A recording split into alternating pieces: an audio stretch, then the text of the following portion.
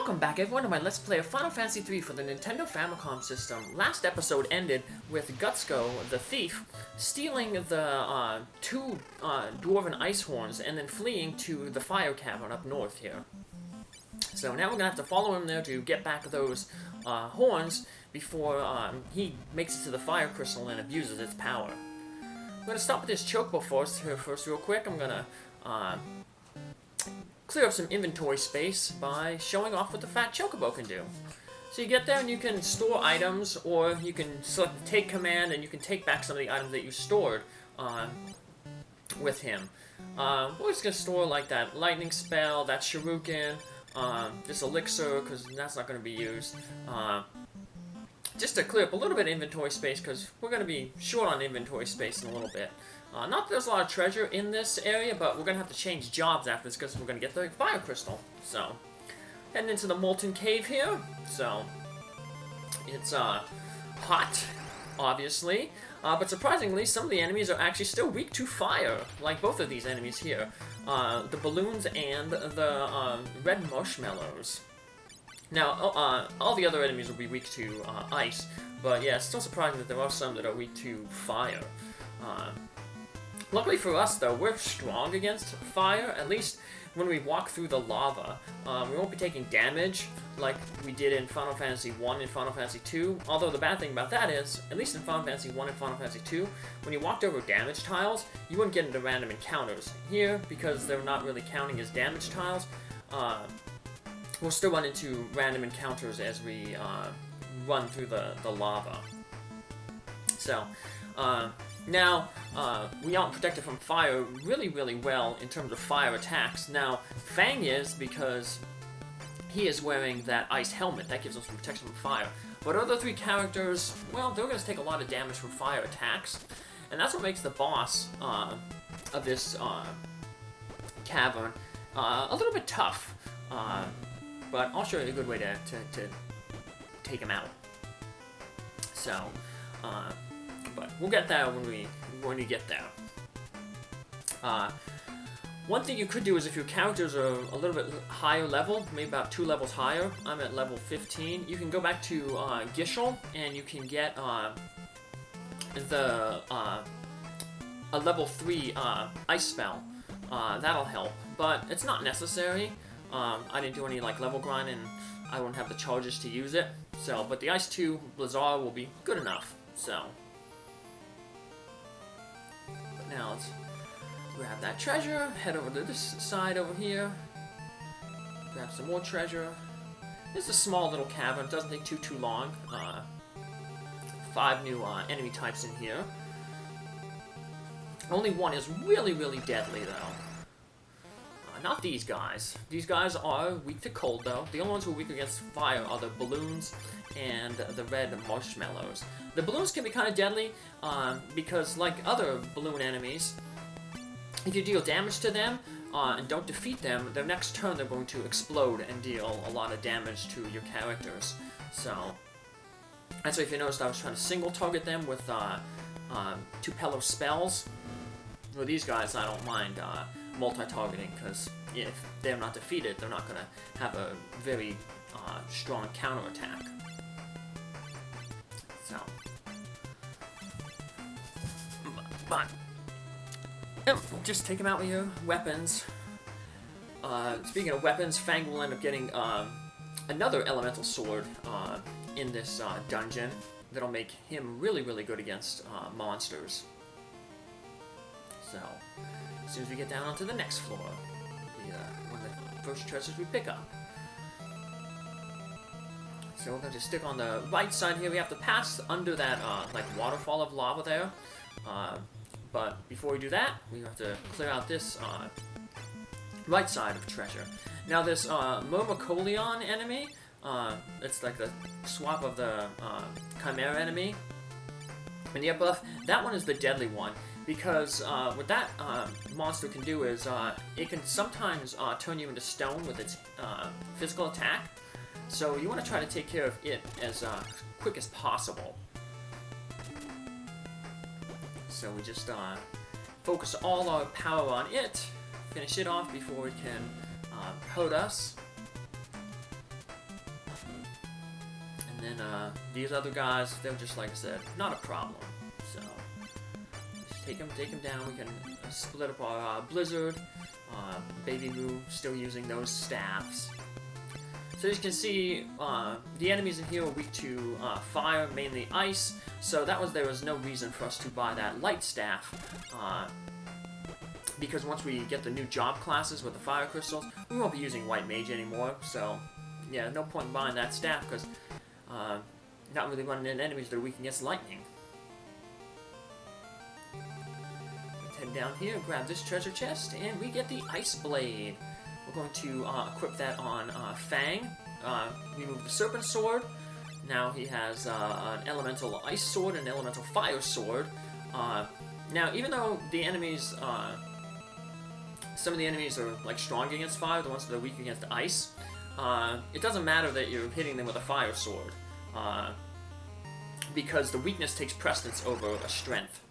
So Fang will still do more damage to them because he has the ice blade. It won't factor in that he's hitting them with a weapon with an element that they're strong against. So that's why it's good to have both the flame and the ice sword equipped, because if we run into more of those bombs or red marshmallows, Fang can still deal a lot of damage to them because he has the corresponding elemental sword they're weak against.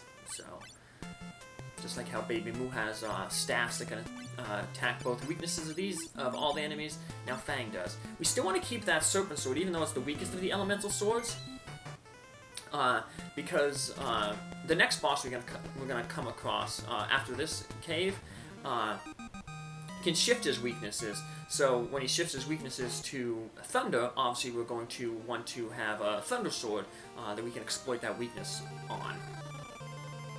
So we're on the last floor. It's a little tiny floor, and we get to see another little rock puzzle. Well, it's not like a really a puzzle. It's not like a Legend of Zelda push block puzzle. I miss them. They're kind of fun. But yeah, we kind of come to a dead end here, and we're like, well, where do we go? Well, they have that rock that's just so out of place there. So like the Earth Cave, press A on the rock, and we get the secret passage. And like the Earth Cave, we end up in a crystal room. So you want to heal up here before you head up another step, because when we head up another step, we'll see Gutsco, and we'll kind of have like a cutscene, and we'll be brought into a fight with the new and improved Gutsco. So heal ourselves up, and head on up, and hey, haha, with the power of the fire crystal, I am unstoppable. But I can't use its full power until I defeat the ones blessed by the light. You must die. So now Gutsco has used some of the power of the fire crystal, and he's transformed into the salamander. What makes this guy tough is he has a hit-all-fire attack. Now, our main focus of attack is going to be the Blizzara and Tupelo's ice sword. This is where we're going to use that Bacchus one we found earlier, and we don't want to have Fang use it. We want to have somebody else use it on Fang in the hope that they use it before Fang goes, because that really will boost up his damage. So we got lucky there. Tangeweenie used the Bacchus wine on Fang before he went, so now he did like basically half of Salamander's damage. Although Salamander's doing about a third of our hit points in damage with that flame attack and hitting everybody. So it's really hard to keep up with healing on this, even with the Cure 2 spell that Baby Moo has. So sometimes you might have to have a character stop, use one of those high potions, that'll fully heal your character. But you gotta be careful, you better start healing, basically, when you're about like 2/3 of the way to your finish, because if you wait, he may outspeed you, and if he outspeeds you, then, like I said, if next turn he outsped us, he would finish off Tupelo and Baby Moo there. So, but luckily with that Bacchus wine, Fang has taken off most of the Salamander's hit points, and we managed to finish. We probably could have lasted another round there, because Baby Moo was going to do that Cure 2 spell, and heal everybody up to base is about another thing. Fang's the only one that really wasn't taking a lot of damage, because, once again, he has the ice helmet equipped, so that reduces fire damage. So we talked the Fire Crystal, and we are granted 4 new jobs: the Ranger, the Knight, the Thief, and the Scholar. We're going to be changing into all of those jobs, except for the Thief. The thief will get a little bit of use a little bit later on. But there's no thief-specific equipment right now, so the thief can't really do anything. The knight, though, is just basically a pure upgrade to the warrior. Can use a little bit more equipment and has better growths. So, yeah, better just change your fighter right to a knight right away. And Fang will be getting pretty much the same loadout that he had as a warrior. Knights get 12 points to their job when they fight, 8 when they defend, and 4 when they use an item. We changed Tangeweenie to Scholar. Scholar gets 12 points for using any of its abilities. It has like a scan ability, item ability, fight. Scholars, they're kind of... People don't give them a really good chance, because they attack with books, and you think, books, that's like really, really weird.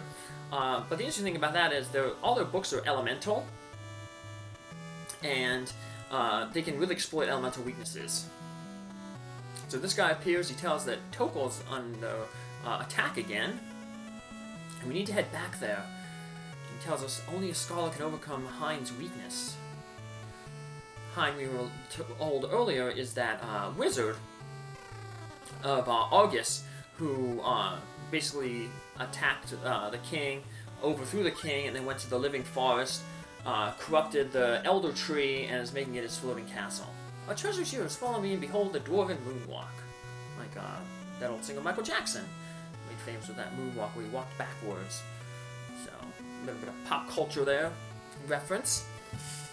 So the horns are back, the dwarfs are all happy, and remember there was that rock down in the basement that was blocking our path to the dwarf treasure. Well, now that dwarf who did the moonwalk, he's basically removed that rock, and we'll be able to get the treasure. And the treasure has, a lot of it is new equipment for our new jobs. Now, we won't have thief equipment, like I said, but we will get good equipment for the other jobs that we'll be changing to. So I hope our treasure is useful. It will be a heroic shield, that's a knight thing. Shows the knight armor, the books, and the scholar hat. They go to the scholar. So as you can see, we ran out of room.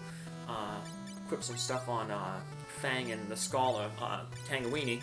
Clear some more inventory space to get the rest of this stuff. The flame armor is going to get passed down to Baby Moo, who will be changing jobs into a ranger. That's like your archer class. The ranger can also use some white magic, level 1 through 3 white magic, so she'll still be able to use the toad, the mini spell, cure 1 and cure 2. So just equip the scholar stuff that we just picked up here. Light book is lightning elemental, ice book is ice elemental, then we're gonna fire book here, fire elemental. So they can do a lot of damage even though they're not like a strong class. They don't have like a lot of strength. They have some pretty bad stat growths actually. But despite the bad stat growths that they get, they can target like all those elemental weaknesses, so they can deal a lot of damage. The scholar can almost do as much damage as the knight. So yeah, not necessarily a bad class. Like I said, they mainly use it for this fight though. It's special ability to they can scan an enemy and see what their weakness is, and that helps you know what spell you should be using against Hind. That's why that guy said, hey, only a scholar can break through Hind's weaknesses. So, well, like a scholar can be pretty good in, other battles as well. Speaking of weaknesses, when Baby Moo turns into the ranger, what she'll be doing is she'll be doing elemental damage as well with elemental bows. So, or elemental arrows. So we're going to head back to the ancient village and pick up a bunch of the elemental arrows. We only have holy arrows right now. We sold the non-elemental arrows, the wood arrows, because they're pretty weak. But we're going to pick up a bunch of arrows here and some more equipment. So we'll head to the armor shop there on the second level, upper left. And we already got the killer bow from the dwarf's treasure. That's the best bow. And we just want to get the elemental arrows. So yeah, a lot of our characters now will be able to pretty much hit elemental weaknesses. We'll Fang with the elemental swords. then Tangeweenie with the elemental books, Baby Moo with the elemental arrows, and Tupelo still with the black magic. So give the holy bows the holy arrows right now, and then the killer bow to just start Baby Moo off, and she's gonna use white magic. We don't have to, worry about taking off any spells off of her. So now, Rangers, bows are not affected by back row, so you want to keep your Ranger in the back row. Like melee weapons like the staffs and like the rods that Tupelo and Baby Moo were using, they have a 50% accuracy penalty when used from the back row, any melee weapons. So that's why you want to change, like, if you're back attack, you want to put your melee characters up in the front row, so they have, good attack again, good accuracy. But the archer back row, the archer, their bows are long-range weapons, so it doesn't matter what row you want to keep them in the back row. So keep those other swords there and that book just for when we fight. Maybe we can switch weapons around depending on what enemies we're fighting. And we're going to end up buying 50 arrows of each type. That should be enough to get us around. We'll be in the archer class for a little bit, so we won't be going back to any of the old wind job classes though. So we get a chance for these jobs to shine. And then once we get later on, we do get thief gear. We'll change Tupelo into the thief. The ranger in battle, 12 points when they fight, 8 when they use magic, 4 points when they use the defend or the item command. And the thief, even though we don't see them yet, they have a steal command, and if they use that steal command to steal items, they get 12 points, 8 points for fighting, 4 for fleeing and using an item. The thief can steal, but the function of their steal is based on the class level, the character level, and also the job level. So it takes both of those into account. And if you max out your level and the thief job level, you basically have like a 77% chance to steal an item off character. So even, maxing things out, stealing not that good, but it's okay to get maybe an item here or there, but it's not necessary to defeat the game. So we're going to head down to Tokol, but before we head there, let's go grab a chocobo. Save ourselves from getting into any random encounters. We'll stop outside the village of Tokol here, and we'll save our game, and that's what we'll pick up tomorrow in our next episode. Not necessarily going to have to be tomorrow, but take care, have a good one, see you then. Bye.